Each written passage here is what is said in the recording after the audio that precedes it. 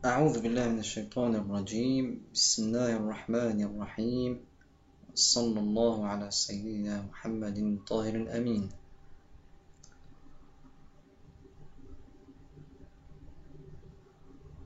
Donc on va montrer comment obtenir les heures de prière pour une ville.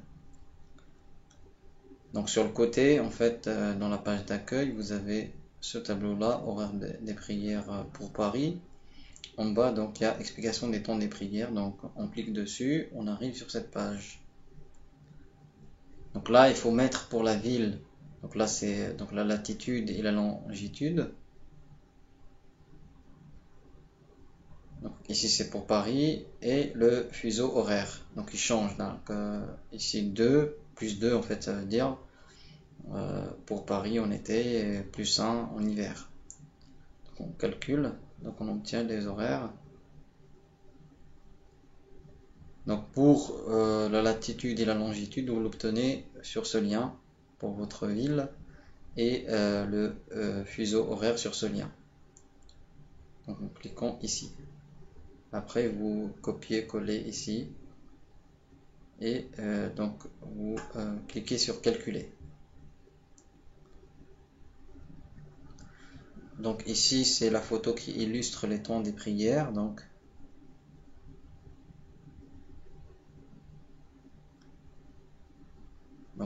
qu'il est important de connaître parce que Allah Ta'ala dit Inna as-salata kanat 'ala al-mu'minina kitaban mawquta, ce qui signifie certes la prière a été prescrite pour les croyants dans son temps,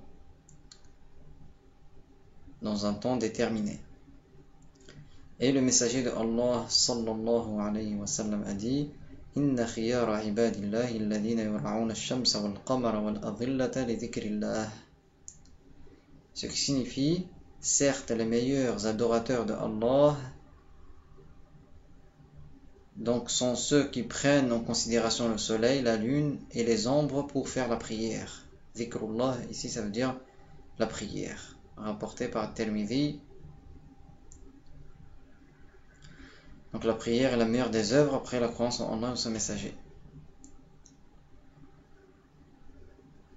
Donc Allah a rendu obligatoire 5 prières pendant le jour et la nuit pour tout musulman pubère et saint d'esprit. Il lui est donc obligatoire de les observer et d'apprendre comment commence le temps de chacune d'elles et comment il finit.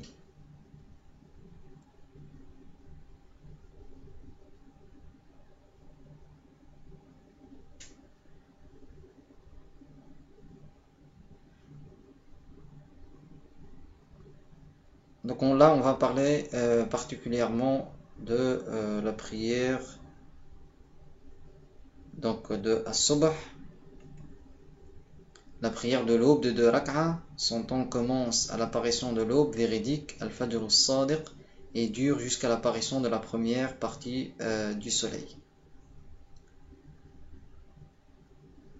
Donc là aussi, c'est important de savoir l'aube pour la prière de l'aube et pour le jeûne aussi.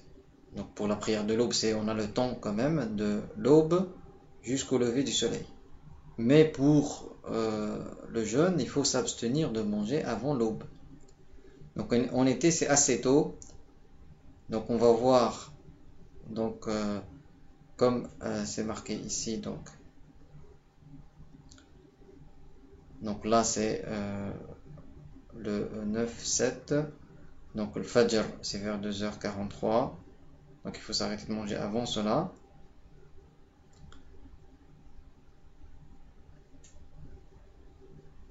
Donc là, le tableau, donc on voit comment en juillet, donc le premier c'est vers 2h et quelques. Donc ça a été vérifié. Par exemple ce mercredi, nous sommes partis pour observer vers la région parisienne, vers Meaux.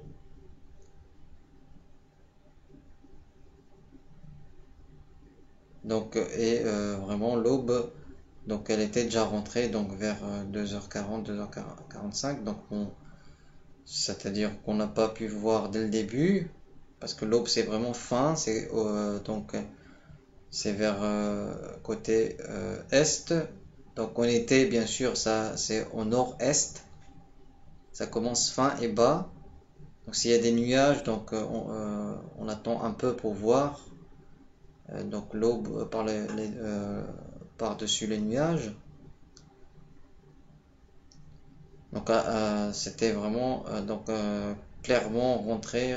Donc on voyait très très bien la lumière vers 3 heures.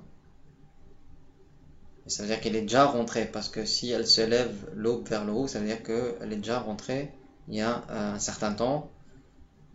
Donc ainsi ceux qui disaient aux gens de manger jusqu'à 3h40, 35, 40, donc ils amenaient les gens à annuler leur jeûne, comme il a dit le prophète, alayhi salatu wassalam, رُبَّ صَائِمٍ لَيْسَ لَهُ مِنْ صِيَامِهِ إِلَّا الْجُوعُ وَالْعَطَشُ. C'est-à-dire il y en a qui pensent faire le jeûne, mais ils ne gagnent de cela que la faim et la soif.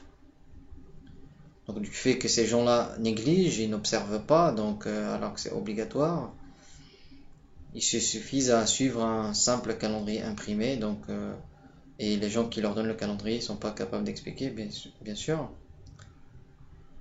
Donc là, on va expliquer. Donc la base, bien sûr, c'est l'observation visuelle, parce que c'est ce qui est conforme à la religion, au Coran et au Hadith. Donc, on va voir la ayah, notamment.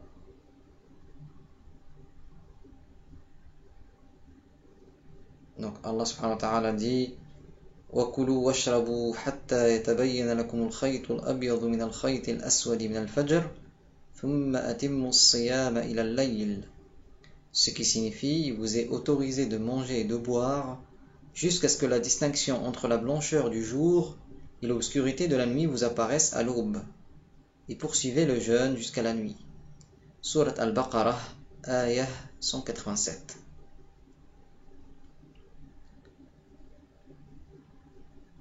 Donc le lever de l'aube étant le signe de la fin de la nuit et le coucher du soleil étant un signe du commencement de la nuit.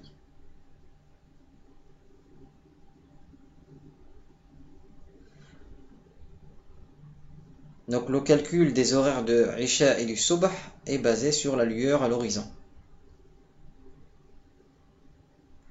Donc pour le Isha, il est important d'observer qu'après la disparition de la lueur rouge du côté ouest, il reste une lueur jaune, une lueur blanche qui disparaissent successivement par la suite.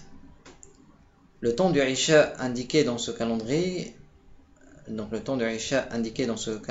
correspond à la disparition de la lueur rouge, les lueurs jaunes et blanches étant encore visibles, conformément aux écoles des imams Ash-Shafi'i, Malik et Ahmad ibn Hanbal.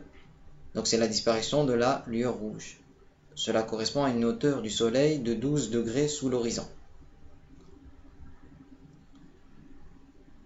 Donc c'est l'horizon, le crépuscule. Donc le prophète alayhi sallam, il a dit waqtul maghribi ma lam yaghib ash-shafaq, c'est-à-dire le temps du maghrib dure tant que la lueur n'a pas disparu. Donc les trois écoles de jurisprudence sunnite, ils ont interprété cela par la lueur rouge, ce qui correspond à une hauteur du soleil de 12 degrés sous l'horizon. Donc c'est l'avis retenu. Pour la prière du Subh, l'horaire indiqué correspond au moment où le soleil atteint une hauteur de 18 degrés sous l'horizon, hauteur à laquelle les premiers rayons sont visibles du point de vue du point d'observation, de sorte qu'à l'horizon est, la lueur blanche de l'aube véridique se distingue de l'obscurité de la nuit. Donc vers l'été, le soleil est plus au nord, il apparaît, il se lève du nord-est, donc maximum au nord vers le 21 juin. Ensuite il commence à redescendre et maximum vers le sud-est, en hiver.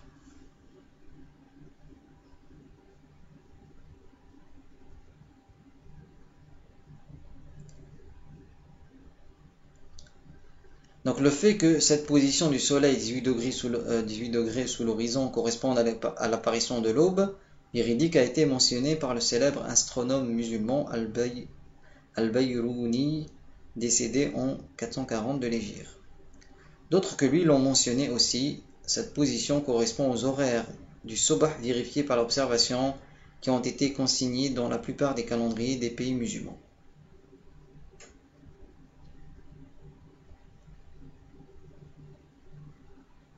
Donc il est en effet interdit de délaisser les horaires obtenus par l'observation dans un endroit où l'observation est possible.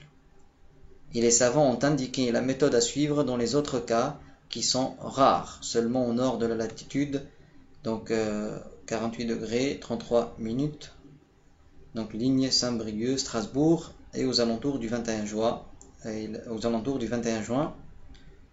Donc il y aura l'explication après.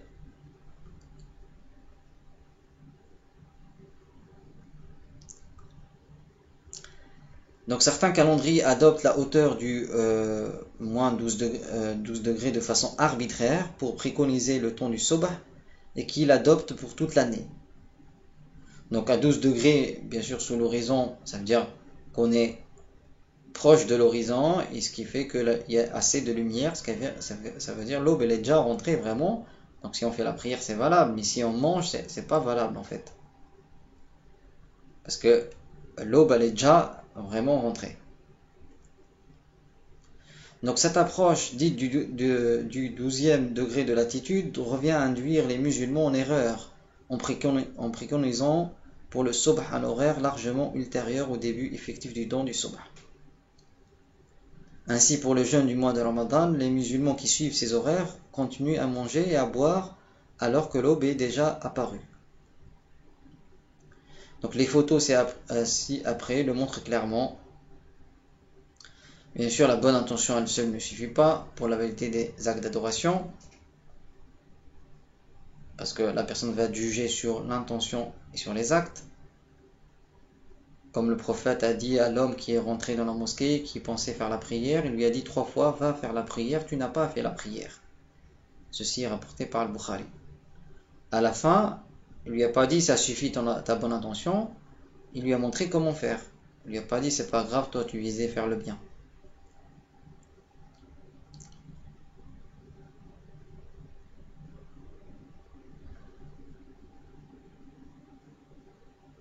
Donc on voit même ici, donc par ailleurs de plus, donc on voit que voilà dans la définition chez Wikipédia, donc l'aube astronomique est le moment après lequel le ciel n'est plus complètement noir, qui commence formellement au moment où le soleil est 18 degrés sous l'horizon au matin.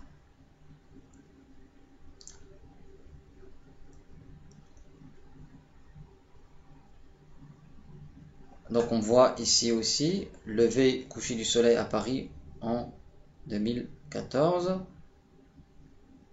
Donc ça c'est donc le site de l'Observatoire de Paris, imcce.fr.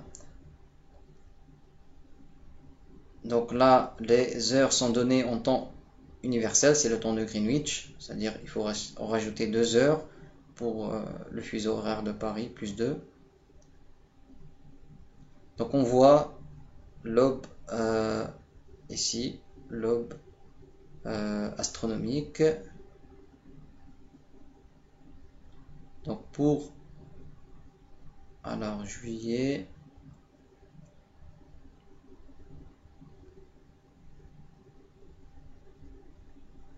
donc vers le 7,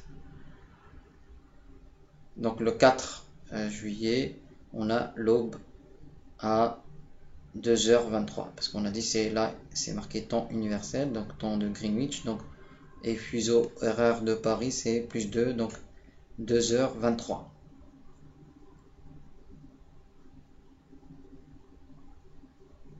Donc 2h23.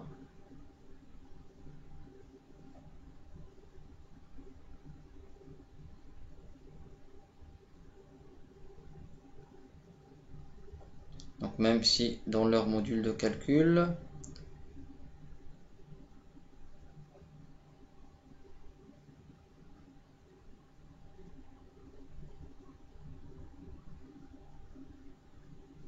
Donc là, c'est pour le 9, 7. Pour le 9, 7. L'aube astronomique, 2h41. Ça, c'est temps. C'est marqué dans temps universel qui veut dire le temps de Greenwich. Et ici, c'est plus 2 heures. 2h41. Donc le calcul ici c'est basé sur 18 degrés, comme l'ont dit les savants musulmans et les autres astronomes aussi, comme on voit ici dans l'observatoire de Paris. Si on voit même ici sur un site, donc ici appelé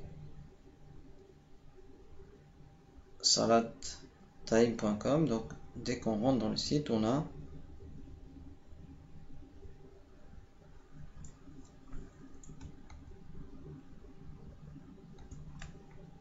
donc l'aube ici à 2h40. Donc on voit, c'est la méthode de calcul de l'université de Karachi.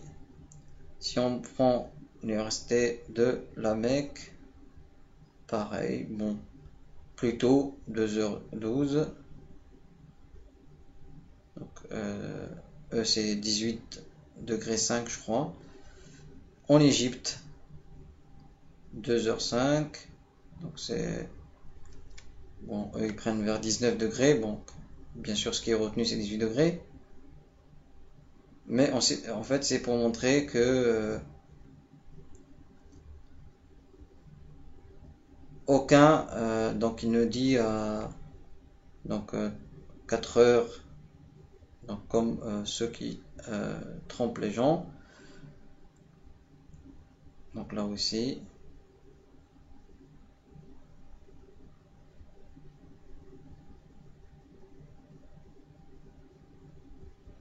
donc là on peut le voir avec ce module sur Firefox qui s'appelle Prime Times. Donc là il est déjà installé, donc on le recherche en fait dans les modules. Là, donc il est là, il donne l'aube Fajr 2h43. Ici on regarde les options. Méthode de calcul, donc si vous téléchargez une application, donc vérifiez qu'il y a méthode manuelle, personnalisable, custom.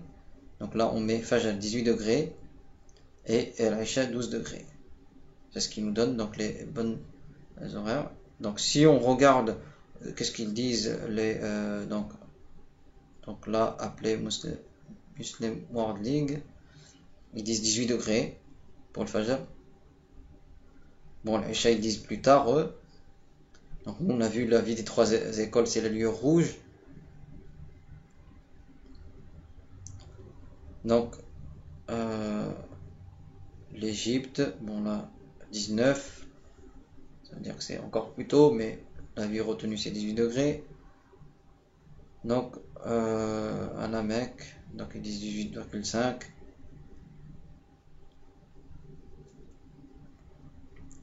Donc nous on a dit on choisit personnalisé 18 et 12. Donc même si des applications sur iPhone, donc il faut chercher le Fajr 18 degrés et l'Isha 12 degrés à mettre en manuel.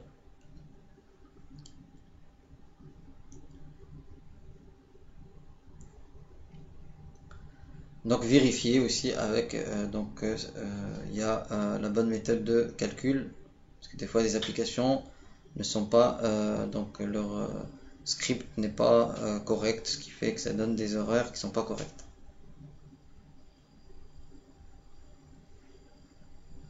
Donc on verra aussi pour ajustement pour les latitudes hautes, donc la méthode choisit la moitié de la nuit. Donc on verra, c'est la méthode décrite par les savants. Quand c'est une latitude qui est haute, dans laquelle en fait dans une période de l'année le soleil ne se baisse pas de 18 degrés donc sous l'horizon, ce qui fait que la lueur reste la nuit. Donc là les savants ils ont dit qu'il faut voir la ville la plus proche. Parce que là, l'aube ne disparaît pas. Donc là, il faut voir la ville la plus proche, plus bas, dans laquelle donc l'aube disparaît.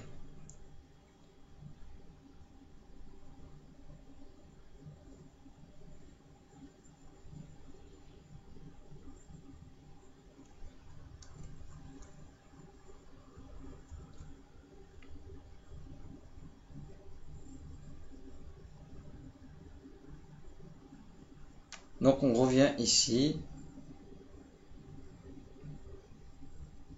Ainsi, adopter la hauteur de moins 12 degrés pour préconiser le temps du subh. Donc, là où la lueur blanche reste visible toute la nuit, au nord de la latitude de 48 donc degrés 33 minutes. Donc le fait de dire que c'est toujours moins 12 degrés est un choix arbitraire, car ce n'est fondé sur aucun signe que l'on puisse prendre en considération dans la loi de l'islam. Car s'il y a impossibilité d'observer les signes indiquant le début du temps du subh, les savants de l'islam mentionnent qu'il faut adopter un horaire basé sur l'observation visuelle ailleurs, à savoir à l'endroit de même longitude le plus proche, où le signe est observable. Et non pas qu'il faudrait adopter arbitrairement une hauteur du soleil quelconque pour déterminer le temps du subh ou d'une autre prière. Donc si on n'observe pas, parce que certains endroits au nord, donc le soleil ne se baisse pas assez, ce qui fait la lumière reste. Donc on ne peut pas observer l'entrée de l'aube, parce que la lueur elle disparaît pas. Donc il faut voir donc l'endroit le plus proche où on peut observer. Donc méthode adoptée par les savants de l'islam dans le cas où le signe qui indique le subh est absent. Dans certaines régions et à certaines périodes de l'année, il n'y a pas de nuit noire. La lueur blanche reste visible toute la nuit. Même du côté de l'horizon est, le signe qui indique le début du subh y est donc absent. Les savants ont indiqué la méthode à suivre dans les autres cas qui sont rares seulement au nord de la latitude, donc de 48 degrés 33 minutes et aux alentours du 21 juin. En effet, au nord de l'équateur, le soleil n'atteint pas 18 degrés sous l'horizon dans les régions dont la latitude est supérieure à 48 degrés 33 minutes au nord d'une ligne joignant Strasbourg à Saint-Brieuc en passant par Melun. Ceci pendant une période de l'année de temps plus longue que l'endroit est situé plus au nord. Plus il est au nord, plus cette période-là où la lueur ne disparaît pas, elle est longue. Cette période dure autant de jours avant le 21 juin qu'après du 12 au 30 juin, par exemple à Paris. Donc du 12 au 30 juin, à Paris, ça ne disparaît pas la lueur, donc il faut calculer par rapport à la ville la plus proche, on peut observer. Donc le 21 juin est la journée la plus longue de l'année dans les régions situées au nord de l'équateur. Donc les savants de l'islam ont mentionné que pour déterminer l'horaire du subh pour une ville A où la lueur blanche ne disparaît pas, il faut se baser sur l'observation à l'endroit B le plus proche où a lieu une apparition de l'aube après l'obscurité de la nuit. Par exemple, parmi les savants, Al-Iqna' fi halli al-Fadhi Abi Shuja'.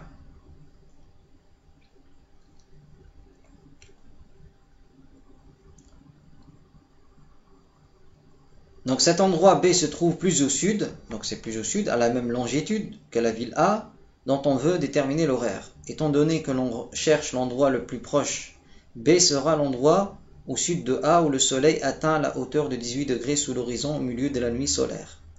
Par conséquent, l'horaire du subh pour la ville A en question commence aussi au minuit solaire local, même si le soleil n'atteint pas 18 degrés sous l'horizon à cet endroit-là. Ce moment correspond néanmoins au moment le plus sombre de la nuit dans cette ville A. Précisons que le milieu de la nuit solaire a lieu au même instant dans les deux endroits A et B car ils se trouvent à la même longitude. Donc la nuit solaire dure du coucher du soleil jusqu'au lever du soleil. Au milieu de cet intervalle de temps, c'est-à-dire à minuit solaire, le soleil est au plus bas en dessous de l'horizon cette nuit-là et se trouve en direction du nord géographique.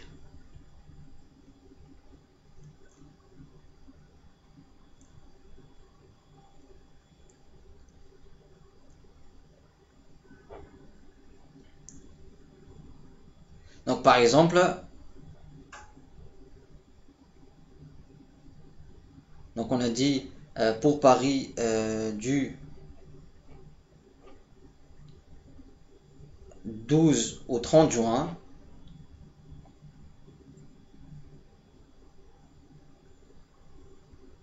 Donc si on voit ici donc du 12 au 30 juin, 12 au 30 juin.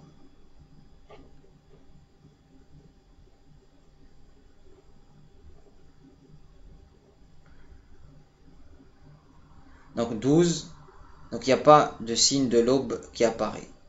Ici, ici.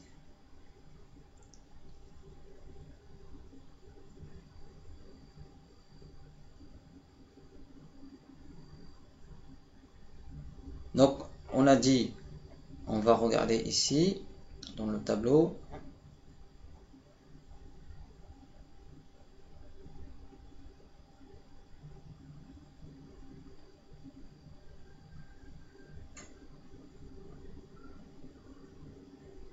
Douze donc on regarde depuis le coucher du soleil, environ 22 heures. Donc 22 heures et le lever du soleil vers de 22 heures jusqu'à vers 6 heures, ça fait donc 8 heures à peu près. 8 heures divisé par 2, ça fait 4. 4, on rajoute à 22 heures, ça fait donc à peu près 2 heures. C'est donc minuit solaire. Donc minuit solaire vers vers 2 heures. Parce que là, c'est pas vraiment 8 heures, on a dit. Parce que c'est le lever du soleil, c'est avant 6 heures. Donc ça fait 13 minutes.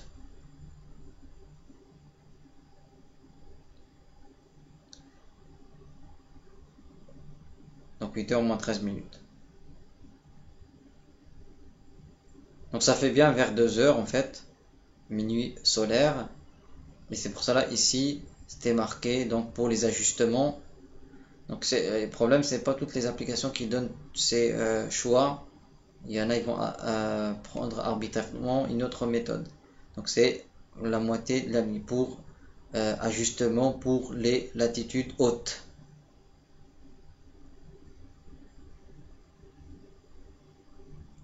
Donc en tout cas ici c'est bien la bonne méthode de calcul.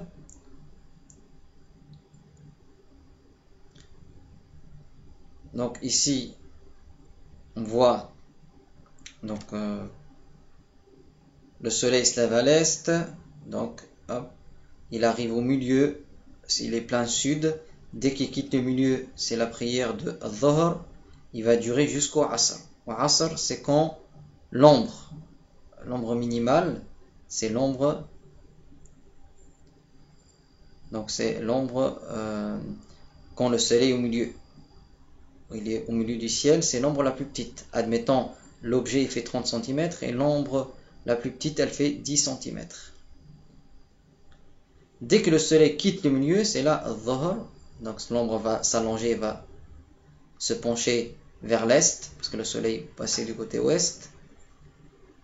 Donc elle va s'allonger jusqu'à un moment, l'ombre elle sera aussi grande que la taille de l'objet, 30 cm, plus les 10 cm, l'ombre la plus petite, quand le soleil était au milieu du ciel.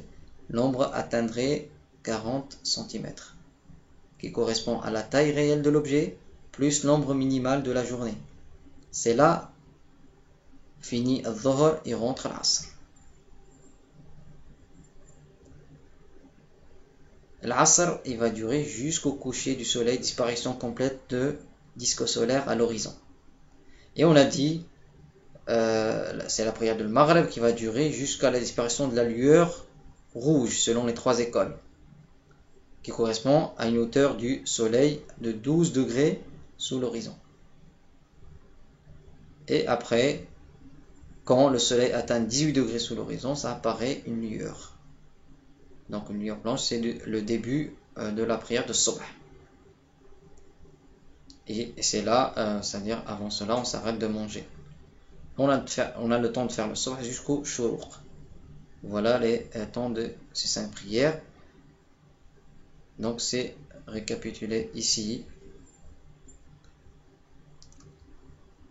Donc l'aube, on dit l'aube véridique parce que c'est une aube horizontale. Donc c'est une aube horizontale. Alors que l'aube trompeuse, elle peut apparaître avant l'aube véridique. Elle apparaît avant toujours, bien sûr. Elle monte vers le haut et puis elle disparaît. Ça indique que c'est proche, le temps de Subh. Mais c'est pas l'aube qui indique l'entrée du Subh, car l'aube véridique, elle est horizontale et elle persiste. Elle commence fine, puis s'élargit, s'agrandit.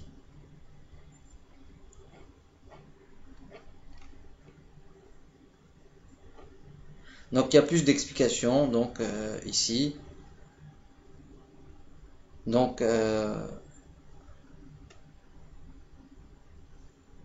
voilà, quand le soleil atteint les 18 degrés sous l'horizon, la luminosité est très fine avant de s'élargir et de se répandre.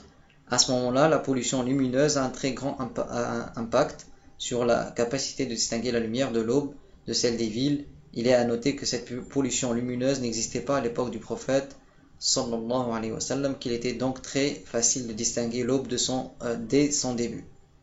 C'est-à-dire le contraste entre la lumière du jour, qui est l'aube, et l'obscurité de la nuit au tout début de l'apparition de l'aube. Si l'on cherche à observer l'apparition de l'aube, il convient d'en tenir compte et de s'éloigner complètement de toute pollution lumineuse. Il convient de choisir aussi une nuit en début ou en fin de mois lunaire pour éviter que la lumière de la lune ait ce même impact sur la visibilité. Il faut aussi vérifier qu'il n'y a pas de nuages ou de la brume. L'humidité et la poussière ont aussi un impact. Tous ces éléments ont été pris en compte quand nous avons vérifié les heures du Subh. Nos observations nous ont permis de vérifier que le temps du Subh commence effectivement quand le soleil atteint les 18 degrés sous l'horizon. Donc le prophète a dit Man yuridillahu bihi khayran yufaqihu fid-din, c'est-à-dire celui pour qui Allah veut le bien et lui facilite l'apprentissage de la religion. Et il a dit innamal ilmu bit-ta'allum, c'est-à-dire certes la science de la religion s'acquiert par transmission orale. Et Ibn Sirin a dit, le grand savant Ibn Sirin, il a dit innama hadha al-ilma dinun fanzuru amman ta'khuduna dinakum, c'est-à-dire certes cette science est de la religion, donc faites attention de qui vous prenez la science de la religion. Ceci a été rapporté par l'imam Muslim dans l'introduction de son Sahih. Et bien sûr, comme on a dit, la bonne intention toute seule ne suffit pas. Et l'ignorance n'est pas une excuse. Allah Ta'ala dit قُلْ هَلْ يَسْتَوِي الَّذِينَ يَعْلَمُونَ وَالَّذِينَ لَا يَعْلَمُونَ, ce qui signifie dis sont-ils équivalents ceux qui savent et ceux qui ne savent pas. والحمد لله رب العالمين وصلى الله على سيدنا محمد الطاهر الأمين.